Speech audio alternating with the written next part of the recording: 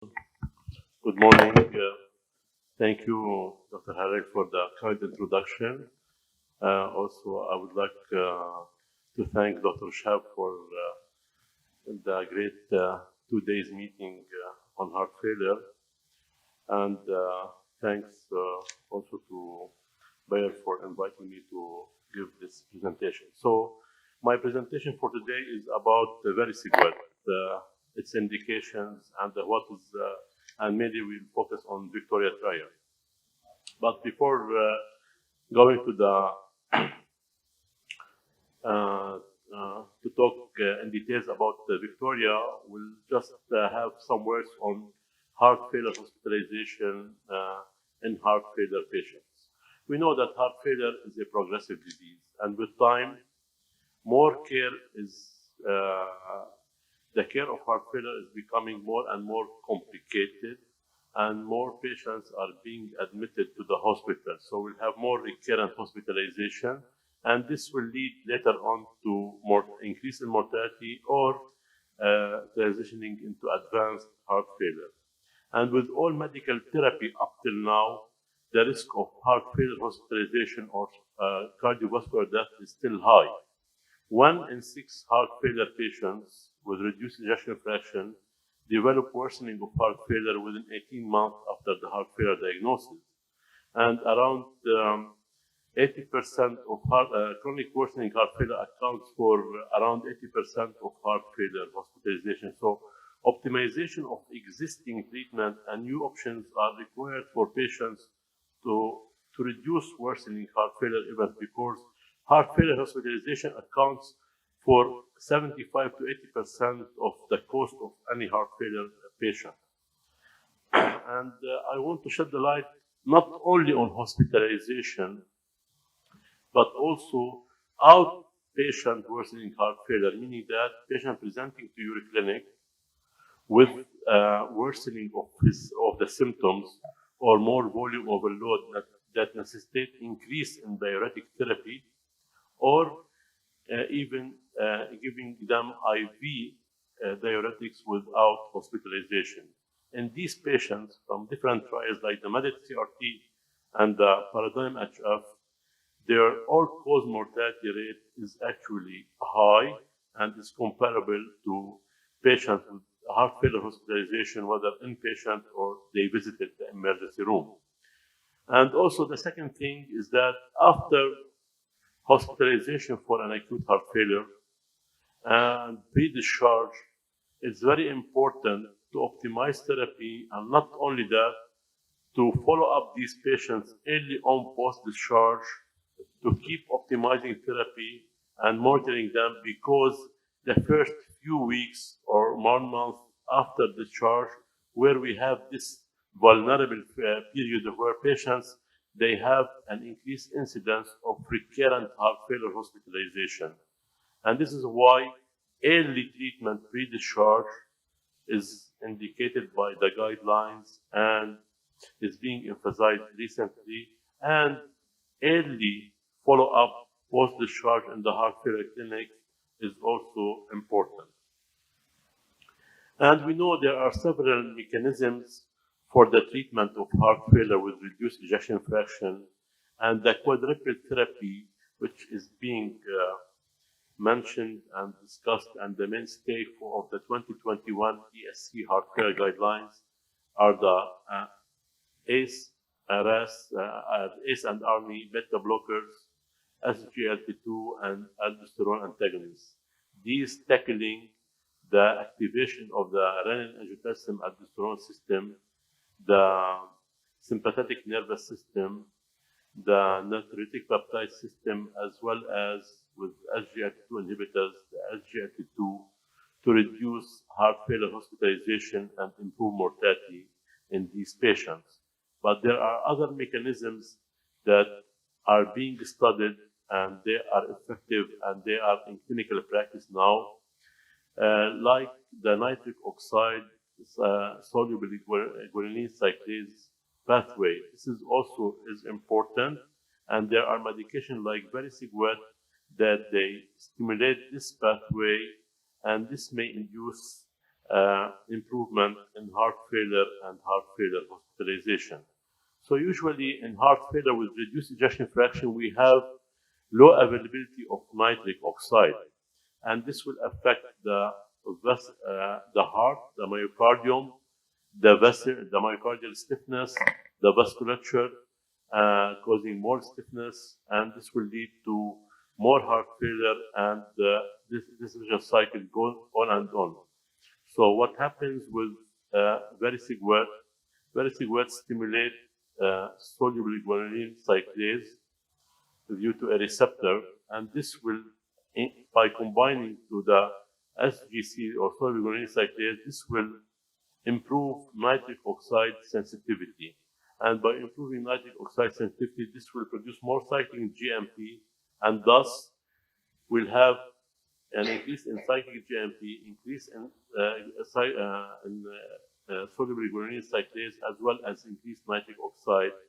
This will have a favorable effect on the heart by decreasing progressive myocardial stiffening, by decreasing myocardial thickening and ventricular remodeling, as well as reducing fibrosis.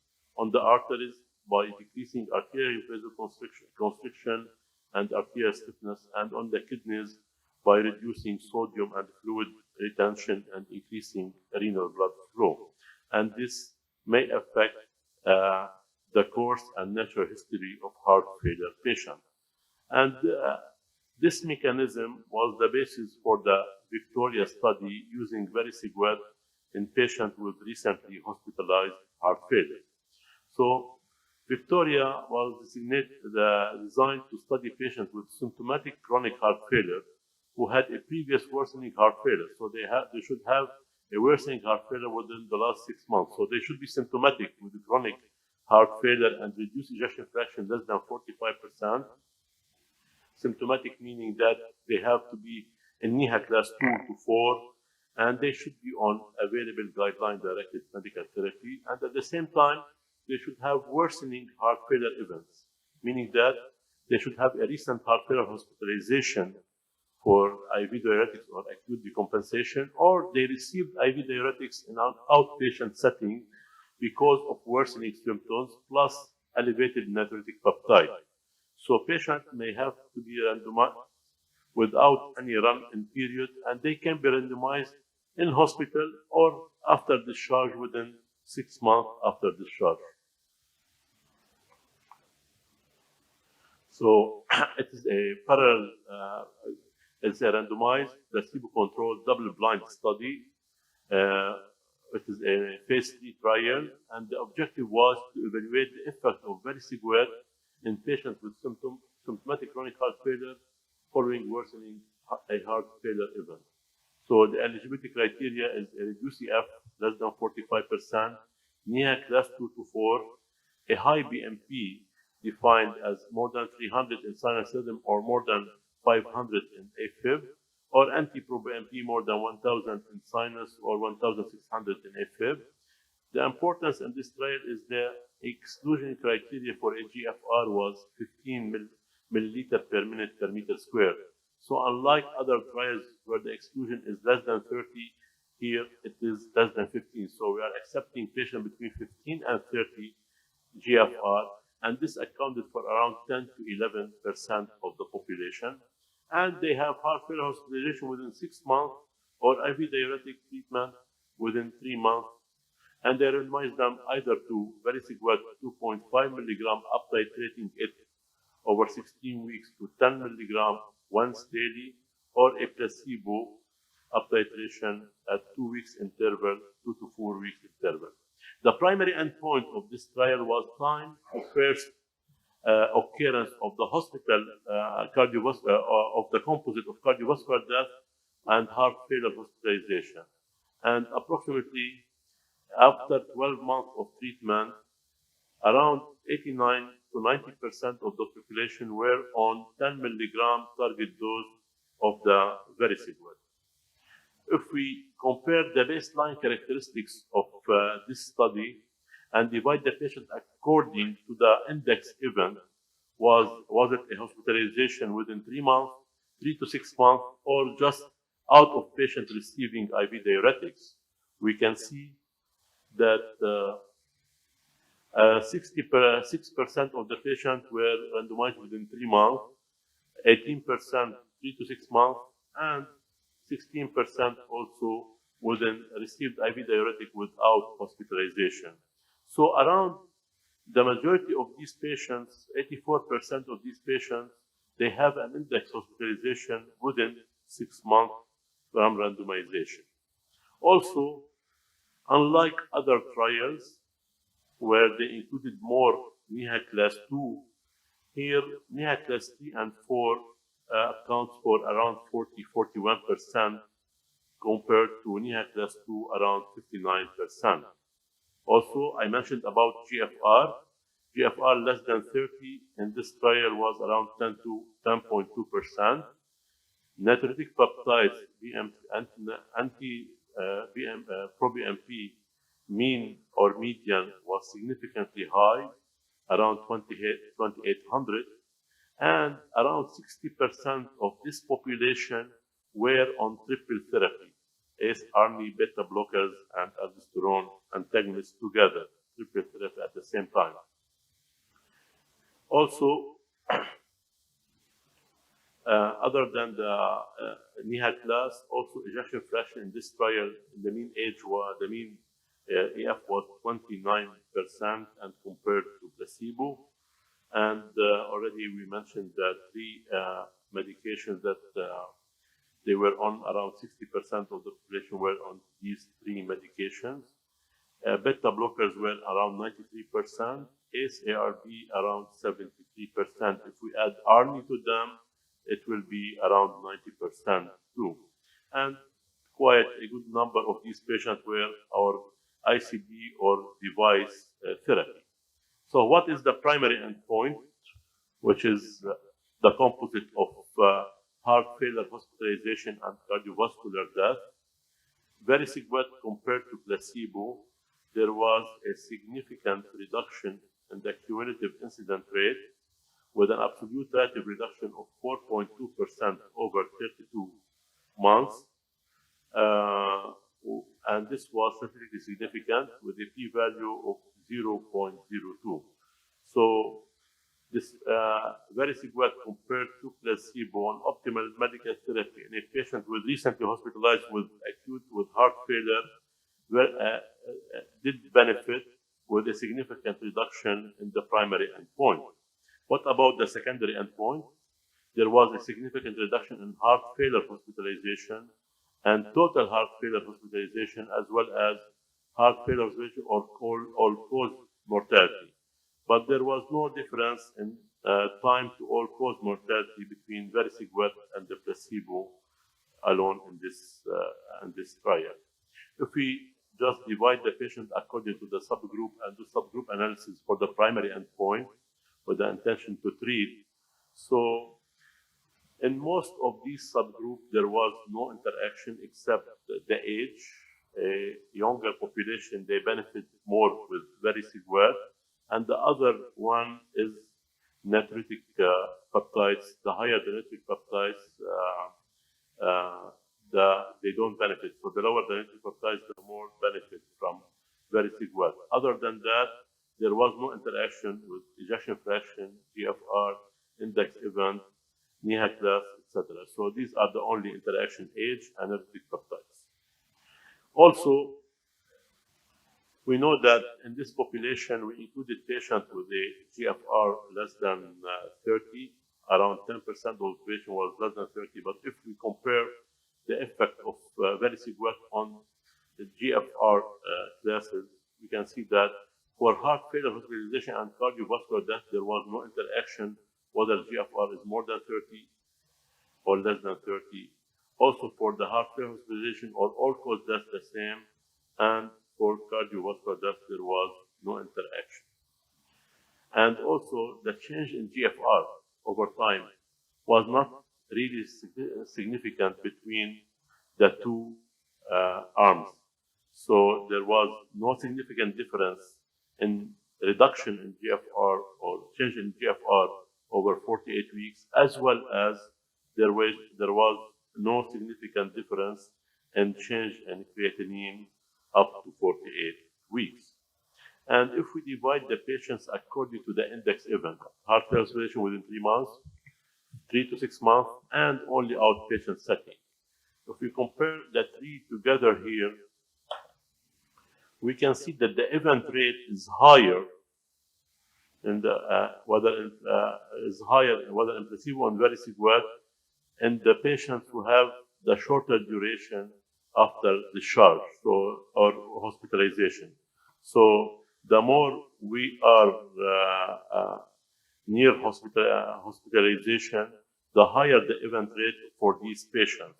And vericiguat didn't differ, the benefit of vericiguat didn't differ between the three index events. But the thing that we noticed too, that the more we are away from the index event, the higher the benefit of vericiguat. So, and this may tell us maybe in the future, and with further studies, that maybe the indication is not only within 6 months, but maybe we have to extend it above 6 months after an index hospitalization. This is important too, knowing that BMP level in the outpatient setting, or these are the remote ones, it was low compared to patients who have been near the index event. At the end, we'll talk about adverse event and serious adverse event. There was actually no difference between vericiguat and placebo concerning serious adverse events. The only thing, symptomatic hypotension and syncope, that we are afraid of, the p-value was not statistically significant between the two groups, and there was a sub-analysis of the Victoria trial concerning blood pressure, and actually with a blood pressure group less than 110 or blood pressure group above 110, there was the same effect of vericiguat compared to placebo, the beneficial effect. And actually the patient with the lower blood pressure, with time, their blood pressure increased, they didn't decrease. And this is happening with most heart failure medication. We have seen it in beta blockers later, very early on, with MRAs, and as well as with the SGLT2 inhibitors. There was more anemia developed in the vericiguat compared to placebo, but also a sub-analysis on the anemia that didn't differ if the patient is anemic or non-anemic. They have the same benefit. So at the end, who are the patients that really need to be on this medication? So patients in hospital prior to discharge, optimized, receive their IV diuretics, they are stable, and they already had optimal therapy. First, or follow up after a recent hospitalization, or a patient who already is being called up in clinic and he had deterioration that necessitated IV diuretics within 3 months during hospitalization. So adult with the reduced EF, NIA class 2 and above, recent worsening heart failure, GFR above 15, this is important, a systolic blood pressure above 100, and should be on euvolemic or optimized volemic state. So this is a new pathophysiological target in heart failure. The population is important, less than 45%, and GFR above 15. These are, and it's tolerated and safe in most of the patients. And if we go over all the recent trials in heart failure with reduced ejection fraction, going from the paradigm to the SGLT2 inhibitors, to the Galactic and the others, Victoria was studied in 5,000 patients and was approved by FDA in 19 January 21 to be indicated in patients with heart failure, reduced EF less than 45%, to reduce risk of cardiovascular death and heart failure hospitalization in patients with recent hospitalization. And going to the 2020 guidelines, it is a class 2B indication labeled. And what is important, and Dr. Rosano is here, can we see the last slide? This is my last slide. Profiling of patients with heart failure during therapy is very important, and we can, by profiling these patients, we can know how to optimize therapy and which medication to prioritize first. And we can see here that vericiguat can be used in different conditions, even if the patient is bradycardic, even if they have hyperkalemia with a GFR between 15 and 30 and a blood pressure above 100. So profiling these patients is a mainstay for optimization and implementing heart failure guidelines. I will end here and leave the floor for any questions. Thank you.